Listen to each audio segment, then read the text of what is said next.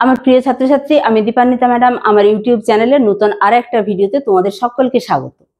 আজকের ক্লাসটি সেমিস্টার 3 এর জন্য হলেও সকলের জন্যই কিন্তু ভীষণ রকমভাবে গুরুত্বপূর্ণ।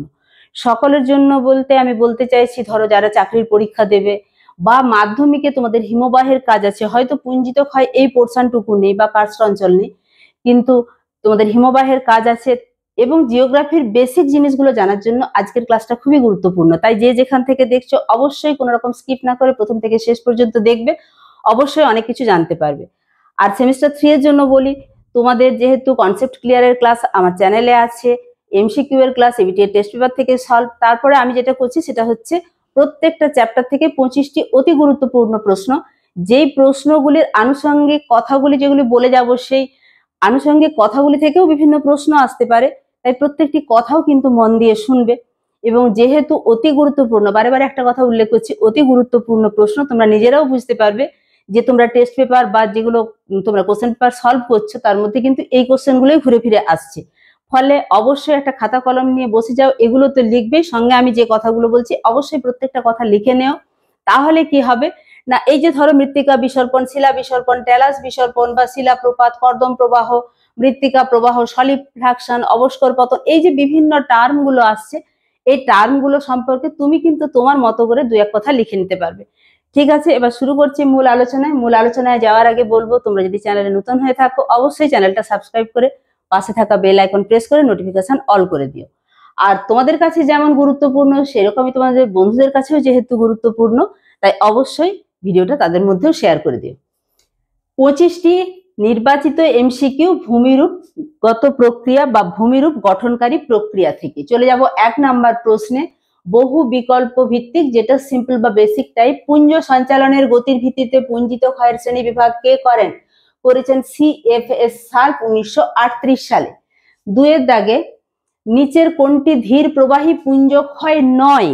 এগুলো তোমাদেরকে বারে বারে বলেছি যে কোনটি নয়, এইরকম কিন্তু তোমাদের বোকা বানানোর কোশ্চেন আসতে পারে, তোমরা হয়তো খেয়াল করলে না, ধীর প্রবাহী পুঞ্জ ক্ষয় একটা দেখতে পেলে সেখানে দাগ দিয়ে দিলে, একদম নয়। পুরো কোশ্চেনটা কিন্তু ভালো করে পড়বে। নিচের কোনটি ধীর প্রবাহী পুঞ্জ ক্ষয় নয়, সেটি দেখো শিলাপ্রপাত, এটি হচ্ছে দ্রুত প্রবাহী।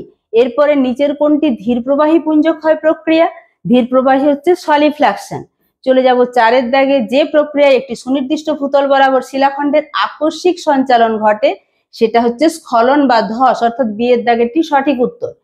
এরপরে আছে 5 এর দাগের কোশ্চেন, যখন সান্দ্র বা প্রায় সান্দ্র অর্থাৎ জল মিশ্রিত শিলাখণ্ড অভিকর্ষজ বলের প্রভাবে যে কোনো ধরনের ভূমিঢাল বরাবর নিম্ন ঢালে সঞ্চালিত হয় তাকে কি বলে? তাকে বলে প্রবাহ। 6 এর দাগে, মার্কিন যুক্তরাষ্ট্রের রেইনার জাতীয় পার্কে 1963 সালে নিচের কোন ঘটনাটি ঘটেছিল যেটি, সেটি হচ্ছে ডি এর দাগে টপ লস। এরপরে চলে যাব 7 এর দাগে, মহাদেশীয় হিমবাহের বরফ মুক্ত পার্বত্য শীর্ষদেশ বা পর্বত শিখরকে কি বলে? বলে নুনাটাক্স। 8 এর দাগে, হিমবাহের উপরিপৃষ্ঠে সৃষ্ট সমান্তরাল ও আড়াআড়ি ভাবে গঠিত ফাটলকে কি বলে? সঠিক উত্তর সি, ক্রেভাস। এরপরে চলে যাব 9 এর দাগে, করির পেছনের মস্তক দেওয়াল ও হিমবাহের মধ্যে যে ফাঁক থাকে তাকে কি বলে? তাকে বলে র্যান্ড ক্লাফ। এরপরে 10 এ, হিমদ্রোণীতে সৃষ্ট হ্রদকে কটন কি নামে অভিহিত করেছেন? হিমদ্রোণীতে সৃষ্ট হ্রদকে তোমরা যে নামে জানো সেটাই কিন্তু কটনও সেই নামে অভিহিত করেছেন, সেটাই তার নাম। হিমশিড়ি ধাপে ধাপে নেমে আসবে, প্রত্যেকটা ধাপে জল জমে করির যে ট্রেড অংশ, সেই ট্রেড অংশটাতে জল জমে যেটা তৈরি হয় সেটা হচ্ছে প্যাটার্ন স্টার হ্রদ, এবং কটন ওই নামে অভিহিত করেছেন। 11 এর দাগে, চাপ কমার ফলে গলিত বরফকণা আবার তৎক্ষণাৎ জমে বরফে পরিণত হলে তাকে বলে রেগুলেশন। 12 এর দাগে, আলাস্কার মালাস্পিনা কোন ধরনের হিমবাহ? পাদদেশীয় হিমবাহ। চলে যাব 13 এর দাগে, কিউবাতে কাস্ট টাওয়ারকে কি বলে? বলে মোগোতেশ। বি সঠিক উত্তর। 14 এর দাগে, গ্রানাইট শিলায় গঠিত কাস্টকে কি বলে? গ্রানাইট শিলায় গঠিত কাস্টকে বলে ছদ্ম কাস্ট। এখানে মেরো কাস্ট, এভাপোরাইট কাস্ট, নিভাল কাস্ট অবশ্যই তোমরা এখনই সঙ্গে সঙ্গে লিখে নাও। আর যদি এই বাকি উত্তরগুলো এখন আমি এখানে আলোচনা করছি না, যদি তোমাদের জানার কিছু দরকার হয় বইতে পেয়ে যাবে, তাহলে কিন্তু অবশ্যই কমেন্ট সেকশনে জানাতে ভুলো না। ঠিক আছে, এটা যেটা বললাম, গ্রানাইট শিলায় গঠিত কাস্টকে বলে ছদ্ম কাস্ট। অ্যান্ড্রাইট, জিপসাম প্রভৃতি গঠিত কাস্টকে কি বলে? একে বলে এভাপোরাইট কাস্ট।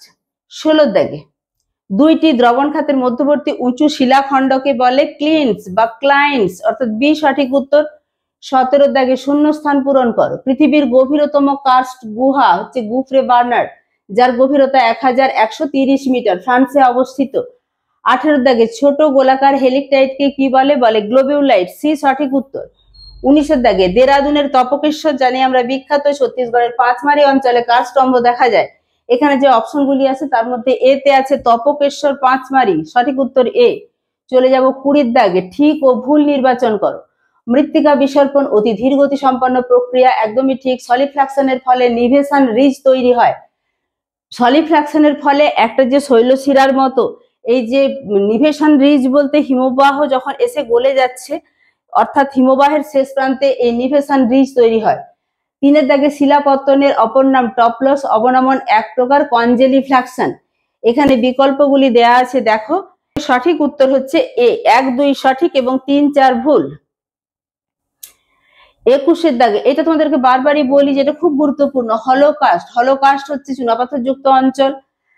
এভাপোরাইজড কাস্ট হচ্ছে হ্যালাইট বা এনএসিএল সমৃদ্ধ অঞ্চল।